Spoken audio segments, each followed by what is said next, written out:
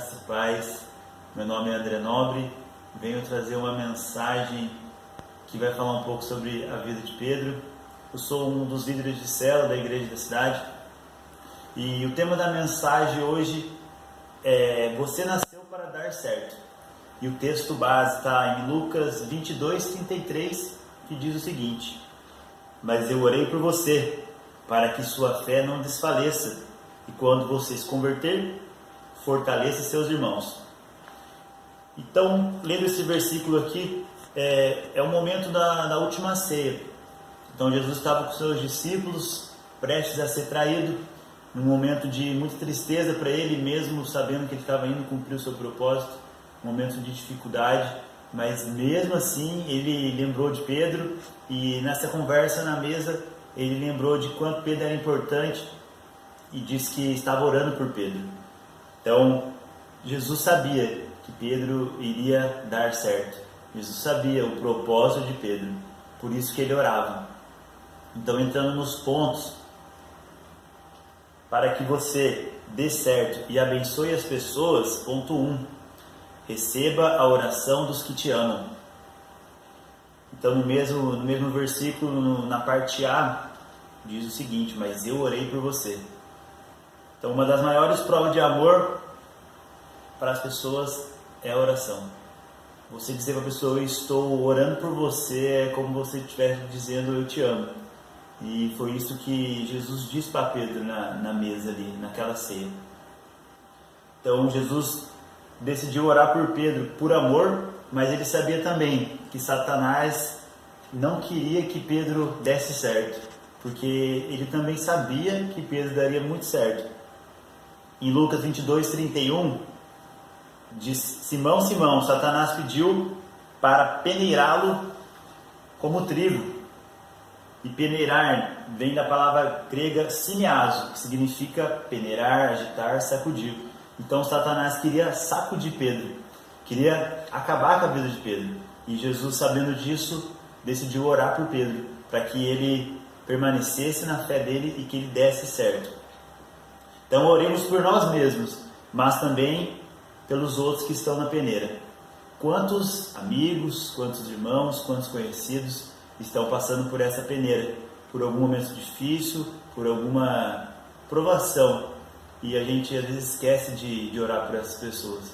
Então Jesus fez isso, e a gente deve fazer isso sempre.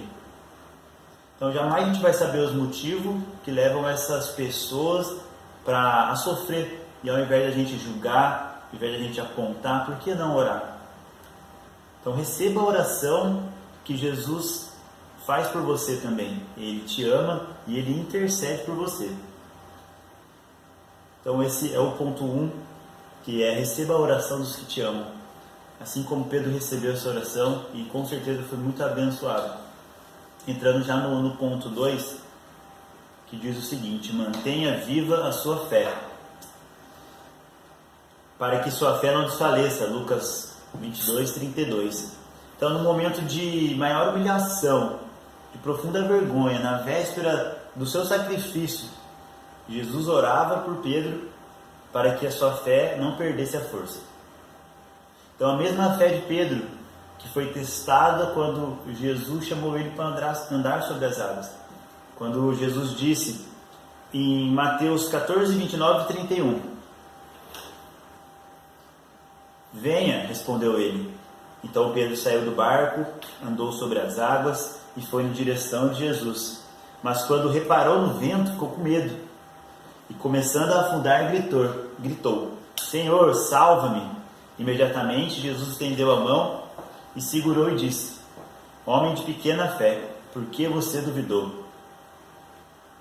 Eu acredito que Pedro manteve a fé dele viva, mesmo com essa frase que Jesus disse: homem de pequena fé, por que você duvidou?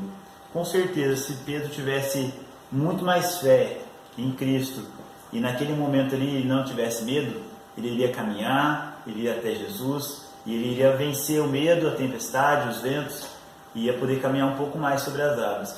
Mas olhando por um outro lado, Pedro foi um homem de grande fé, porque Jesus chamou os 3 discípulos que estavam no barco, mas Pedro foi o mais corajoso e desceu do barco e foi na direção de Jesus. Então, essa pequena fé de Pedro fez ele viver o sobrenatural, que foi andar sobre as águas. Ele com certeza pôde chegar na casa dele e contar que ele andou sobre as águas, por causa da pequena fé que ele teve. Então precisamos manter a nossa fé viva. E essa experiência, com certeza, Pedro contou para os parentes, para os filhos, quando ele começou a ministrar mais adiante também, ele deve ter contado essa experiência, porque ele manteve viva a fé dele em Jesus Cristo. Então, a gente não pode deixar a nossa fé desfalecer. Desfalecer é perder as forças. Precisamos permanecer e manter a nossa fé viva naquele que aquele que prometeu para nós, ele vai cumprir, que é Jesus Cristo. Então, entrando no ponto 3, para que você dê certo e abençoe pessoas, compartilhe as experiências que teve com Jesus. Em Lucas 22:32 diz o seguinte: e quando você se converter, fortaleça seus irmãos. Então Jesus não disse a Pedro, se te converteres, ele disse quando. Então Jesus teve confiança em Pedro e ele comunicou essa confiança. É tão importante que a gente faça isso com as pessoas também. Muitas das vezes confiamos nas pessoas, acreditamos nelas, oramos por elas, temos fé nelas que elas vão dar certo, mas a gente não passa essa confiança para as pessoas. Então a gente deve fazer igual Jesus fez com Pedro, é confiar e dizer para essa pessoa: Pedro, eu confio em você, você vai dar certo, e quando você se converter, meu amigo, quando você começar a caminhar com Jesus, porque eu sei que você vai caminhar com Jesus e vai acontecer. Então, em Atos 20, 40 a 41, Pedro pôde testemunhar a importância de que é ter a base em Jesus. Mesmo depois dessa ceia, Pedro negou Jesus por 3 vezes, mas ele entrou em um profundo arrependimento, pediu perdão. Jesus foi crucificado, morreu, ressuscitou, teve até um encontro com os discípulos depois, e Pedro se arrependeu de ter negado Jesus. E depois de tudo isso, ele permaneceu vivendo a base dele, que era Jesus Cristo. Então, qual que é a sua base? Qual a base que você tem hoje? Quem é que te guia? É Jesus? É o seu trabalho? É a sua vontade ou é a vontade de Cristo? Então, em Atos 20, 41, diz o seguinte: os que aceitaram a mensagem foram batizados, e naquele dia houve um acréscimo de cerca de 3.000 pessoas. Então, Pedro, na sua primeira pregação, teve 3.000 decisões naquele dia, né? Então, Pedro manteve a sua fé. Pedro compartilhou nesse momento do que ele viveu com Jesus, as experiências dele, e 3.000 pessoas teve uma transformação de vida. Então é algo que a gente precisa entender, que a gente precisa manter a nossa fé viva, compartilhar do amor de Cristo e receber as orações que as pessoas fazem por nós. Eu por muito tempo andei perdido no mundo das drogas, bebidas, e eu não tenho dúvida nenhuma que muita gente orava por mim e sabia que eu ia dar certo.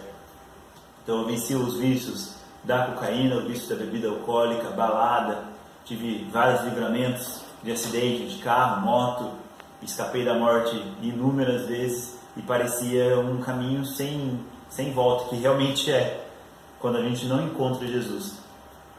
Então muitas pessoas diziam que eu não iria dar certo, e eu ouvia isso audivelmente, na minha frente, pessoalmente, mas eu pude compartilhar do que Jesus fez na minha vida, e eu continuo compartilhando, porque oraram por mim, eu mantive a minha fé, e hoje eu posso compartilhar, e assim como Pedro, testemunhar do que Jesus fez em minha vida, e resgatar milhares de pessoas para o caminho dele, para que outros entendam também que Jesus é o único caminho, é a única verdade, é a única vida. Eu achava que eu vivia antes, mas eu sobrevivia, na verdade. Então, já concluindo, Pedro era um pescador simples e deixou tudo para trás para seguir Jesus. Escolheu esse caminho sem nem ao menos saber o que esperava por ele, mas Jesus Cristo sabia. Então, por algumas vezes, O próprio Pedro e Satanás tentou mudar os planos que Deus tinha para a vida dele, mas não teve como, porque Pedro foi escolhido para dar certo. Eu fui escolhido para dar certo. Então você foi escolhido para dar certo.